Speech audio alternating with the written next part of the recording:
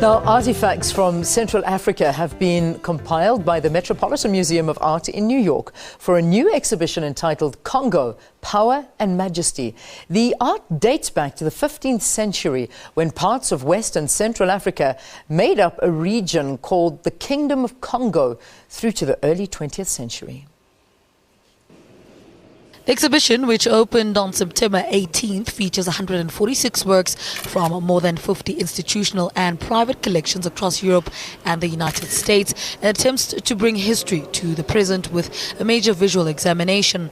The relationship between Africa and the West started in a promising way in 1483. The first objects are sent as gifts from peer to peer. The King of Congo asks the King of Portugal to send him religious objects that relate to Christianity, because he introduces Catholicism as the official state religion and wants to implement that with the proper artifacts. We have a section of this exhibition that gives you a sense of how Congo artists reinterpret those Christian forms in their own idiom. Art was created from various textiles and ivories and shows the diversity of the artists in the region at the time. Almost all the works here are scattered in major collections around the world and have never been seen together in one museum exhibition until now. The works that we present in the first gallery of this exhibition are borrowed from princely European collections. They are rarely exhibited, and this is the first time that all of the beautiful textiles and ivories that Congo leaders sent out into the world before the 19th century have been assembled so that we can get a big picture view of what survives from that center.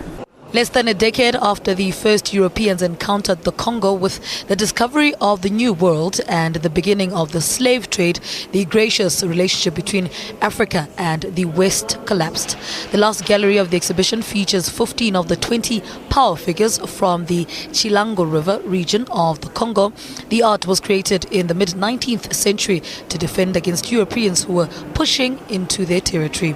Each figure features a power pack in the abdomen area to symbolize the battle against the invaders. This is an awe-inspiring sculptural form. It's the product of a master sculptor working collaboratively with a Congo priest. And in creating one of these works, the artist was essentially tasked with developing a very formidable representation of a divine force of law and order, charged with keeping in place local authority and as well as protecting the community at large. Another highlight in the exhibition is a collection of sculptures that is in direct conflict with the male power figures.